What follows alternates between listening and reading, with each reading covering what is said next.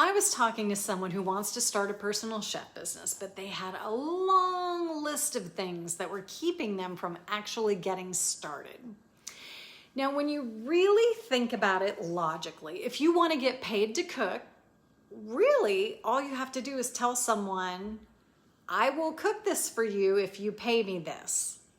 Now, in reality, yeah, we all know that's not a good sales pitch. That's not going to get you a successful business. But if technically that is really all you have to do to get paid to cook, what is the difference between a Polly who goes pro, who does what they need to do to start their personal chef business and get paid to cook, and Alan, who's always an amateur? He never gets started for a lot of reasons, or stays in planning mode, or someday I'll get started, forever and never gets started. Today I'm going to tell you stories about things I've heard from real people so that you can see for yourself where they are and why. And I'm going to give you tips on what to do if you are stuck in the same place. Hey there, Chef Shelly here. I help passionate cooks who want to get paid to do what you love start a personal chef business on your own terms, cooking when you want, whether you want to do weekly meal prep services or small catering. If that's something you're interested in, you can go to that link below and get my free guide on how to do weekly meal prep services for clients. So back to these real examples, right? I talked to someone who is in their late 40s, and they said they couldn't start a personal chef business because they're too old and no one will hire them. Now think about that and see, this is why this is so fun. It's so much easier to do when you're thinking about someone else's problem instead of what's stopping us, right? So is that a fact? Do people who are in their late 40s not get hired? Is there like something that actually keeps people of a certain age from starting personal chef businesses? Of course not, right? But that's easy for you and I to see now because we're not in it, right? So inside the Personal Chef Business Academy, there's everybody from teenagers in high school to retirees in their 60s. So I'm telling you now, there's not an age thing, right? I talked to someone else who said they can't start their personal chef business right now because they don't have enough money. They can't afford it, and I've even heard from people they need to get a loan. Okay, let's go to facts. If you're cooking for yourself, you probably have pots and pans, right? And if you could just say to someone, I'll cook this for you if you pay me this, and you can do it, is it actually a fact? It's not. Now, don't get me wrong. Of course, long term, you want to have good equipment. You want to have all the things you need. You want to set up a business entity, get insurance, get the things for your business. There are things that will legitimately cost money. Yes. And if you want to get real specifics about how much it costs or really doesn't cost to start a personal chef business, you can watch this video right here. And I'll drop the link in the description too. And it's how much does it cost to start a personal chef business? Because you don't need to take out a loan.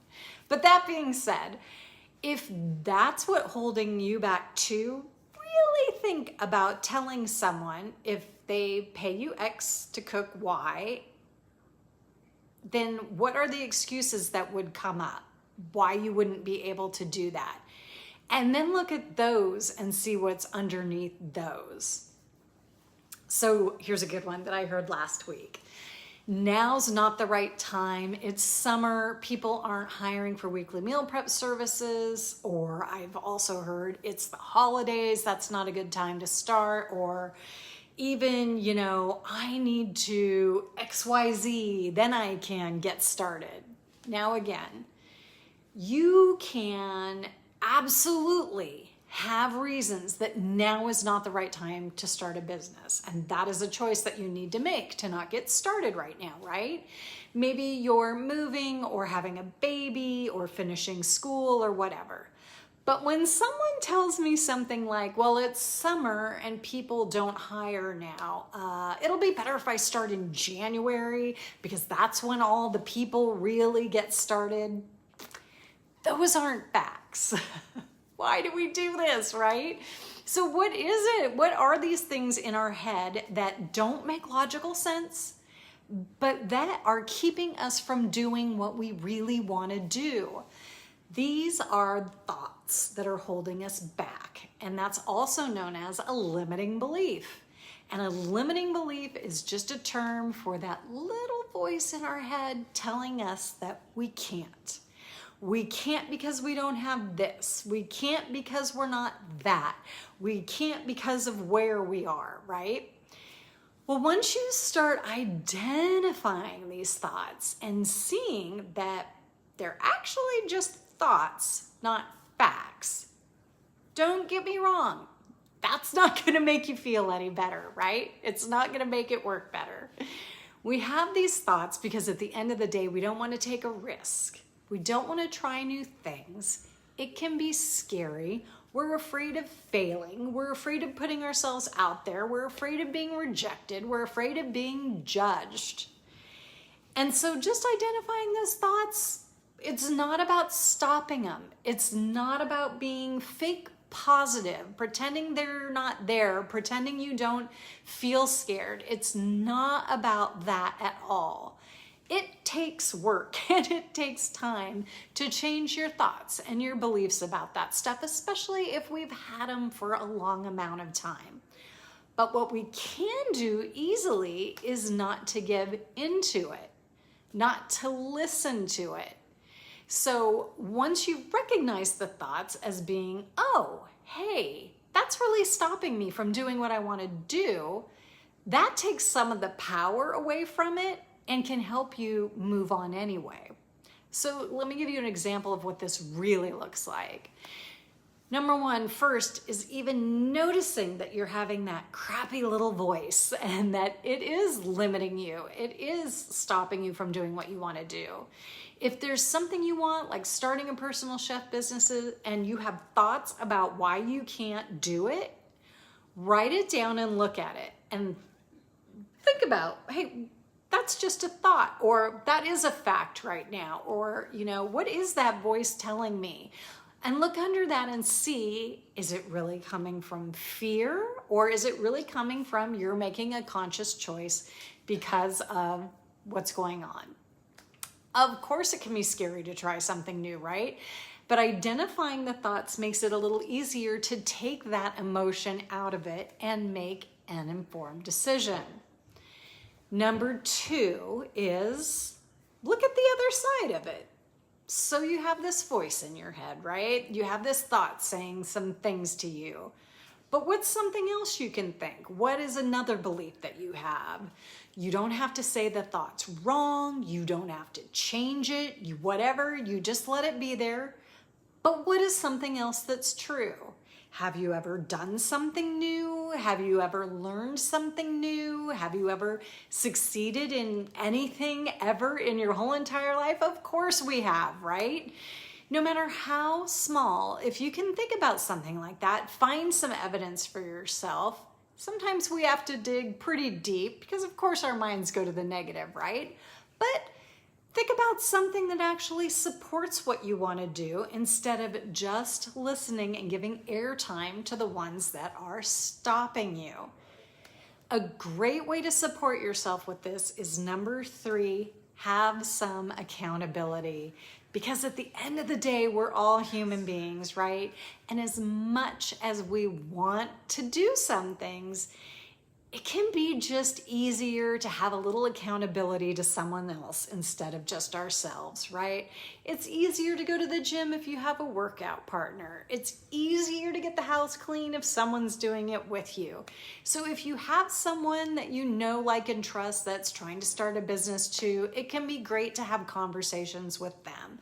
Or even if there's just someone you like that you can tell what you're planning on doing this week so that you'll know that you're going to check in with them. They're going to ask about it, set up kind of a little accountability with them. Maybe you've done that before with weight loss. Again, it's just a lot easier if sometimes you're accountable to someone else.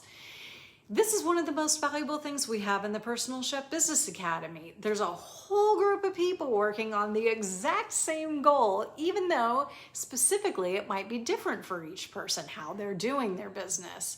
But you get that accountability. You have accountability to other people in the group. We have monthly calls where we all talk together. They have one-on-one calls with me. There's a whole support system that helps keep you accountable and helps you have other voices in your head instead of just the negative ones that are just trying to keep you safe, but keeps you stuck with that little voice. So if you want to start a personal chef business, but you have a reason that you can't, or you've been starting for a really long time, or maybe you're going to start a personal chef business at some distant point in the future, again, identify the thought that's making you do that. Look at it and see, is that actually a fact for me right now? Or is that just a thought, and it's a crappy thought that's keeping me from doing something I want to do? And decide if you want to focus on thoughts that will actually support you and help you get started now. Again, if you haven't gotten started because of something like you don't know how to do meal prep services for a paying client, that's a fact right there. And you can go in the description, get my free guide on how to do weekly meal services for paying clients. Again, that's just something you need to learn, and you can totally do that. So if you've been telling yourself you don't know how or you can't, that's an easy thing that you can tell yourself. I don't know how, but I can learn how and take that step. You're gonna just have to take the fear with you, right? It's gonna be there, but at least give 50% equal airtime to thoughts that are gonna support what you wanna do. Because I'm telling you, the clients are out there and they are hungry for what you're cooking.